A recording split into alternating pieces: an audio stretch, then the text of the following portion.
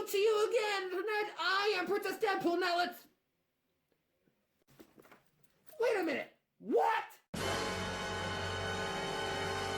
What the craptastic hell is this? Oh, there's no need to get all riled up, Princess. What the hell is this? I thought this was another reaction. Are we behind on the honest trailers? I couldn't think of any good enough jokes to go with that trailer, so I passed on it. What the hell kind of reactor are you making me out to be? It's Benedict Cumberbatch! It's Cumberbatch, bro. Whatever! It's the guy starring in the movie you're about to review! Doesn't that count for anything? Maybe 1%. Don't you have something you should be doing anyway? I don't know, going outside, maybe? I, don't have my normal suit right now.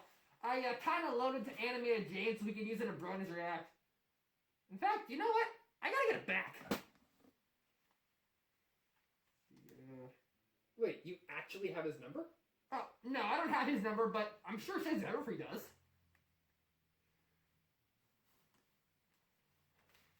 Look, I tried to get you a plank plush on eBay, but they're too much right now. Maybe one day when I can afford... Hello? Oh, hey, Shades, do you have James's number? You do? Yeah, text it over. I need my suit back. Okay, while he does that, what do you say we get to it? Hello, viewers of YouTube, I'm on aisle 1. Let's talk entertainment. Ah, the Marvel Cinematic Universe. Nearly 10 years ago this started up, creating more than a dozen movies and several television shows, all of them sharing one continuity. Correct me if I'm wrong, but I don't think anything like this has ever been done before, at least in film format. So many characters of so many different stories being brought into this vast world. Needless to say, it's making a frickin' mint. 13 movies have come and gone, and the 14th installment will be introducing a whole new element to the world itself. So far, we've seen heroes like Iron Man and Ant-Man who are empowered by their suits. Captain America, Black Widow, and Hawkeye are government agents who train to be the peak of human fitness.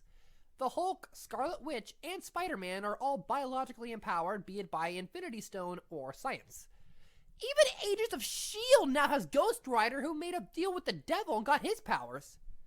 And now, with this new installment, Doctor Strange, we're seeing a hero who has the power to warp reality by means of magic.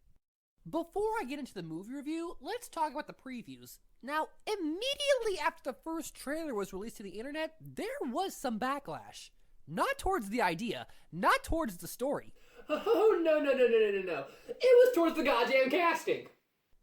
Many people were angry because of the role of a certain character, called the Ancient One, was given to a white Celtic actress named Tilda Swinton.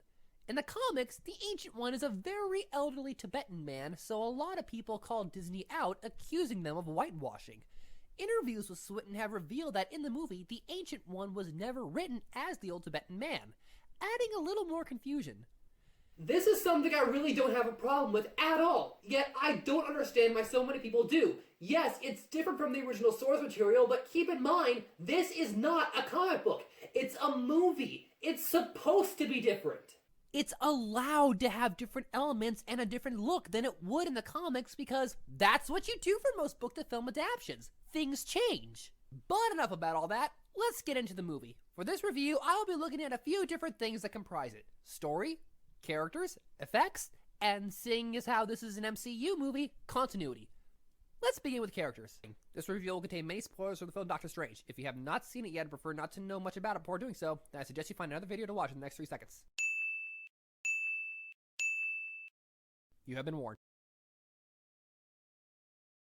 What do you say we get right into it and talk about the Doctor himself, portrayed by Benedict Cumberbatch, or as many people in the nerd world know him as...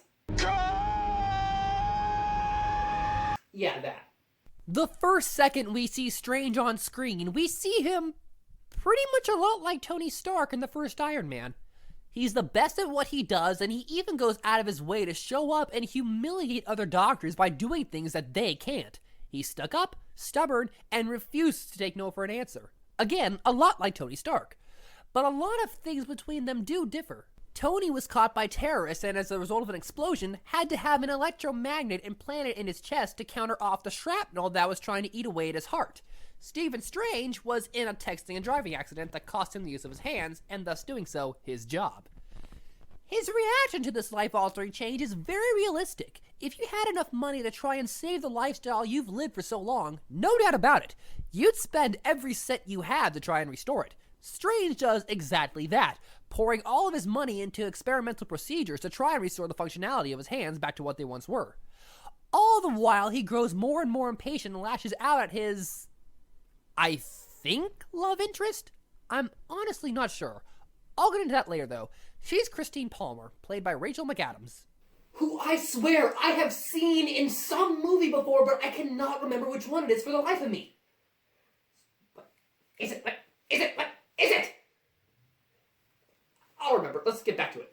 In this movie, like with all of Disney's MCU movies, Strange's humanity is extremely believable here because they know how normal humans would react to a culture shock that causes them to question everything they were taught to believe. For example, when Strange goes to Kathmandu and discovers the Ancient One and her organization, his reaction is pretty much what anyone would expect, refusing to believe it's real.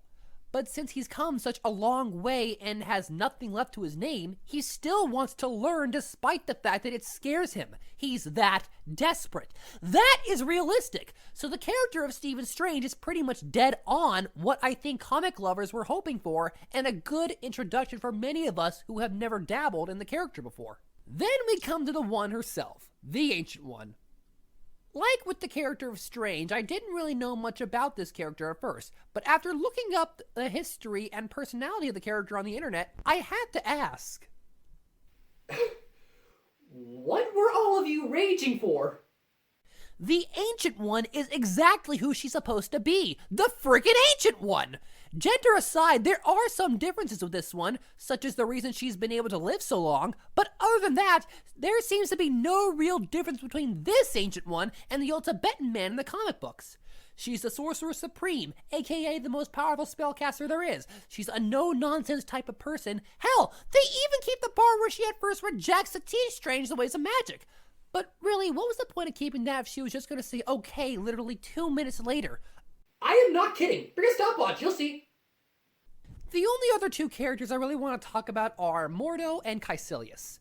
In the comics, Mordo is portrayed as Strange's primary enemy, whereas here in the movie, Caecilius is the bad guy, and Mordo is a student being trained by the Ancient One. The only part about Mordo I really want to get into is his change. After discovering his longtime mentor is using the same dark energy that they fight to protect the world from in order to keep herself alive, as well as the means Doctor Strange went into in order to save the day, he turned his back on her teachings and abandons their cause, finding his own in the post-credits scene. I actually kind of like that. Yeah, it sucks to see a cool character go bad, but after learning that your teacher who you entrusted your life to is using dark powers to keep herself immortal, and you were taught that those powers were wrong and should be avoided, wouldn't you start to think everything she says is insane? I know I would. It's called hypocrisy and it can be a real bitch. And then we have Caecilius. Now, for a movie introducing Doctor Strange, there of course has to be a villain. And we were given, in my opinion, just another bland villain who was just worth one movie like all the other Iron Man villains. Which, again, is another point of how much this film in some ways relates to Iron Man. Caecilius is a former student of the Ancient One in this film and seeks to attain an even greater power by summoning a dark being called Dormammu. At least I hope I'm pronouncing that right. It goes as well as one would pretty much expect. There isn't really much of a character given to this villain other than that of just a delusional psychopath. And granted, sometimes that can be great if portrayed right, but Caecilius didn't really leave an impression on me as a villain. To me, he was just another one-show villain, but Dormammu, the big dimensional being, that guy I would love to see more of in the future. That's all I'm going to say when it comes to character. Now, how about we get into the story of the movie? To put things short, it was pretty much the standard how the title hero became said hero. Simple and easy to keep track of. Stephen Strange, top doctor, car crash, hands dead, loses job, I already said that. He discovers the Ancient One and her group of sorcerers and begs her to teach him how to use magic so he can use his hands again. At first, she refuses, but again, why? I know the original one did in the comics when he first met Strange, but in the movie, was there really any reason to? Barely 2 minutes go by in time when she says no to Strange, then changes her mind. Not sure why that scene was even included, but okay. There wasn't really much of a love story in this flick, at least one that I could see. Strange and that female Dr. Palmer he talks with a lot. What the hell was she in? I swear it's right there on the top of my head. What is it? Anyway, Palmer and Strange apparently were lovers and nothing more. They have a falling out before he goes to Kathmandu, then I guess reconcile and become friends. There wasn't really that much to the romance here, and honestly, that is just fine with me. I didn't really sense much of a character with Palmer anyway. She was just kind of there. I eagerly await the day where Disney and Marvel Studios produce a hero romance story that is on par with these two. Come on, guys. You can do it. Make it happen. The climax of the film and the way the main villain was defeated was, in fact, very creative in my opinion. Strange unknowingly uses the time stone hidden away in the eye-shaped necklace he wears to create a time loop, capturing himself and Dormammu inside it. The tactic makes Dormammu unable to claim the Earth and is stuck killing Strange over and over again. Each time as he dies, the loop resets. There was no big action, no giant fight. It was just Strange saying again and again he wants to bargain. Finally, Dormammu can't take it anymore and agrees to leave Earth alone if Strange breaks the loop. That's honestly one of the more awesome endings I've seen to a solo Marvel film, messing with the villain like that in order to come to an agreement. I really like that, so in my opinion, the story here was a solid grade A. But enough about the story. How about we get into the real magic here? The effects. Okay, normally, I don't go see a movie in 3D because I don't see the point to it, unless it's meant to be seen in 3D.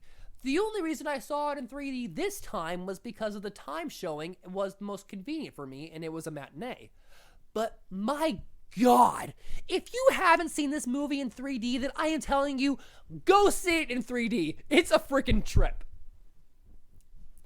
Right off the bat, as the film begins, we're given the sight of the reality warping powers the Ancient One possesses, moving around the walls and ground of the world around her, almost like an amplified version of that movie Inception. I'm sure in 2D it would still look pretty awesome, but I honestly think these effects were definitely meant to be seen in 3 dimensions, especially the part where Strange is sent on his first out-of-body experience and sees the different dimensions around him. It's actually very reminiscent of Age of Ultron, where Thor has his vision of the Infinity Stones, just multiplied times 10. The fight scenes that include both martial arts and magic at the same time are simply fantastic, combining both arts together in perfect choreography. Now that I think about it, imagine if freaking Harry Potter were like this, whipping around their wands while also performing some badass martial arts moves? I'd love to see that! Fantastic Beasts and Where to Find Them, please deliver on that. It's gonna take place in America. It's a possibility, right? Alright, now that all of that is out of the way, let's dive into the last bit of this review, and that is continuity. I'm gonna be honest, there were times during this movie I forgot this was part of the MCU. And honestly, that's to be expected with solo films that only focus on one character, especially if it's a movie introducing said character for the first time. Guardians of the Galaxy didn't have any references to any movies that came before them, but they were still able to connect it all with one simple thing. In Doctor Strange, they did make references to connections, but not a lot. In the beginning, you can clearly see the Avengers Tower in a shot of the New York skyline. The librarian of the Ancient One's temple name drops the Avengers themselves by team name. And I should have seen this one coming, but I didn't, and it made me smile. It made so much sense as soon as I heard those 2 words. The eye-shaped pendant that Doctor Strange wore around his neck carries the 5th known Infinity Stone, the Time Stone. And then, at the mid-credits scene, we get our big tie-in as Doctor Strange is seen sitting down with Thor discussing current events. Apparently, Thor is finally aware that Odin has been missing since his last solo film and is now using Loki to try and find him. Strange then agrees to help him, hinting at the possibility that Doctor Strange may make another appearance in Thor Ragnarok coming out next year. Again, Not a lot of references, but in my opinion, for a movie like this, it was perfect. It didn't have to keep making other tie-ins to the other movies because it's its own movie. It stands on its own. Hell, they all do. Well, most of the time. And there you have it, ladies and gentlemen. In conclusion, I give this movie a solid 9 out of 10. Doctor Strange isn't a character a lot of non-comic book readers are familiar with, but this movie is the perfect introduction for first-time dabblers. And in my honest opinion, I think it's safe to say the Marvel Cinematic Universe just got the best type of Strange it can possibly get. Now if I can only remember what that chick is from! Huh? Oh, her? She plays the bitch and Rob Schneider's the hot chick. Holy shit, really?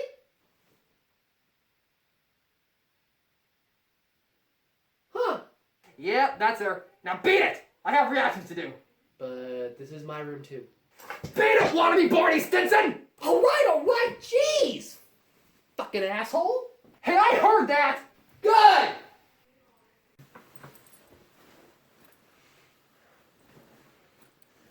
Alright, now that he's gone, what do you say we get to it? Hello, Internet, I'm